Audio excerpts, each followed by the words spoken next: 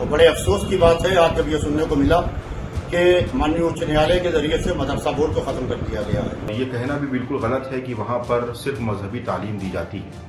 वहाँ पर कुरान और हदीस की तालीम के साथ साथ कंप्यूटर की तालीम होती है, साइंस की तालीम होती है, हिंदी और अंग्रेजी पढ़ाई जाती है। उत्तर प्रदेश बोर्ड ऑफ मदरसा को इलाहाबाद हाई कोर्ट से बड़ा झटका मिला है। कोर्ट ने UP board of Madrasa education act 2004 को असंवैधानिक घोषित करते हुए कहा कि ये एक्ट धर्मनिरपेक्षता के सिद्धांतों का उल्लंघन करने वाला है। साथ ही कोर्ट ने मदरसों में पढ़ रहे बच्चों को बुनियादी शिक्षा व्यवस्था में समायोजित करने के लिए कहा है।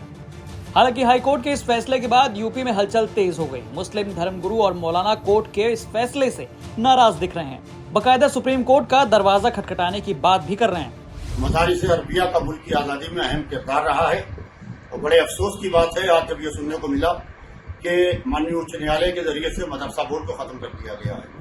मैं उत्तर प्रदेश सरकार से गुजारिश करता हूं कि ऐसा कानून बनाए जिससे मदरसा बोर्ड को पुनः फिर से जिंदा किया जा सके।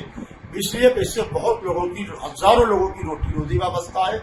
लिहाजा वो घर जो मदरसा बोर्ड की वजह से चल रहे हैं उन घर की रोटी रोजी बिल्कुल बंद हो गई है।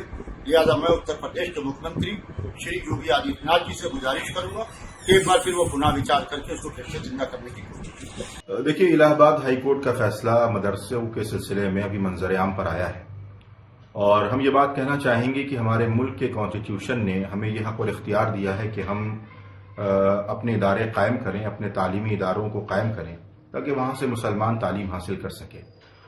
जाहिर सी बात है कि मदरसा बोर्ड भी हमारी सरकार का एक अंग है और उत्तर प्रदेश मदरसा बोर्ड को सरकार गवर्न करती है और ये कहना भी बिल्कुल गलत है कि वहां पर सिर्फ मजहबी तालीम दी जाती है।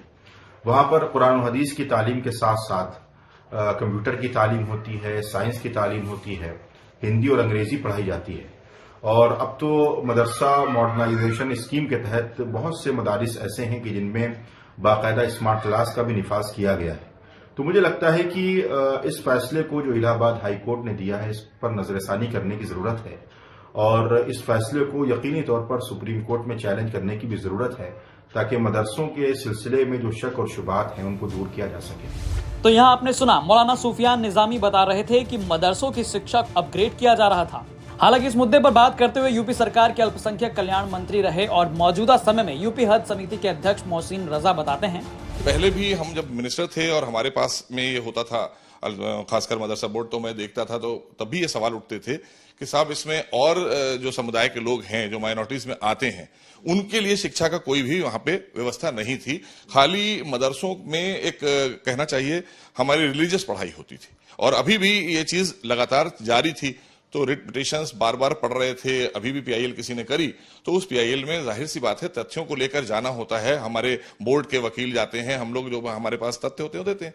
तो उसमें कहीं ना कहीं कोई चीज ऐसी जरूर पाई गई जिसको लेकर ये तय हुआ कि ये बच्चे हमारे मॉडर्न एजुकेशन नहीं पा रहे हैं। हमारे बच्चे आमतौर से जो जनरल एजुकेशन होती है, मॉडर्न एजुकेशन या सामाजिक शिक्षा नहीं पा रहे हैं, ये धार्मिक शिक्षा पा रहे हैं। तो धार्मिक शिक्षा के लिए अनुदान देना ये कहां तक जायज है, इसको लेकर संविधान में कोई ऐसी छूट नहीं है, क्योंकि अगर कोई भी अनुदान दिया जाएगा तो वो सबके फायदे के लिए होना चाहिए, जनहित के लिए होना चाहिए। तो और समुदाय के जो बच्चे हैं, चाहे वो जैन हो, चाहे वो सिख हो, चाहे ईसाई हो, ये बच्चों को तो नहीं मिल रहा है ना, बहुत को मिल रहा है। तो इसका मतलब है कि खाली एक हमारे मुस्लिम समाज के लिए जो मदरसे खुले थे, और कहीं ना कहीं अगर देखा जाए तो सच्चाई यही है, मैंने बार बार कहा है, आप लोगों से पहले भी मैंने कहा था कि हमारे बच्चों का भविष्य उज्जवल करने के लिए हमें इन्हें मॉडर्न एजुकेशन देना होगी, तभी ये डॉक्टर, इंजीनियर, आईएएस, आईपीएस बन सकते हैं। मदरसे से हरगिज नहीं बन सकते हैं। मैं मान सकता हूं कि उन लोगों को ठेस पहुंची होगी जो मदरसे चला रहे हैं, जिनको मदरसे एक कारोबार नजर आ रहे थे, और ये 560 मदरसे जो अनुदानित थे, जिनको सरकार से, केंद्र सरकार से और उत्तर प्रदेश सरकार से पैसा मिल रहा था, उनकी वहां पर तनख्वाहें बंधी थी, किस तरह से उन्होंने अपॉइंटमेंट किए थे, क्या था, ये एक अलग सब्जेक्ट है। आपको बता दें कि याचिकाकर्ता अंशुमान सिंह राठौर समेत कई लोगों ने कोर्ट में याचिका दाखिल कर UP board of Madrasa education act 2004 को चुनौती दी थी। याचिका में भारत सरकार, राज्य सरकार और अल्पसंख्यक कल्याण विभाग द्वारा मदरसों के मैनेजमेंट पर आपत्ति जताई गई थी।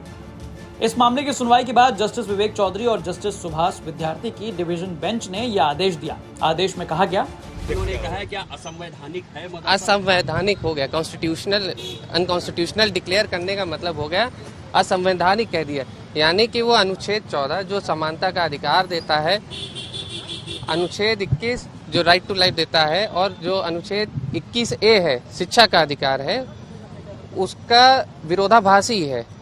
इसको असंवैधानिक घोषित कर दिया गया है। और जो बच्चे हैं जो मदरसा में पढ़ रहे हैं उनको तुरंत अन्य विद्यालयों में एडजस्ट करने के लिए कह दिया गया है। क्या धर्म निरपेक्षता के जो एक बुनियादी सिद्धांत है उसके खिलाफ बताया गया है? उसके खिलाफ बताया गया है कि धर्मनिरपेक्ष नहीं है इस एक्ट। लखनऊ से कुमार अभिषेक की रिपोर्ट, यूपी तक।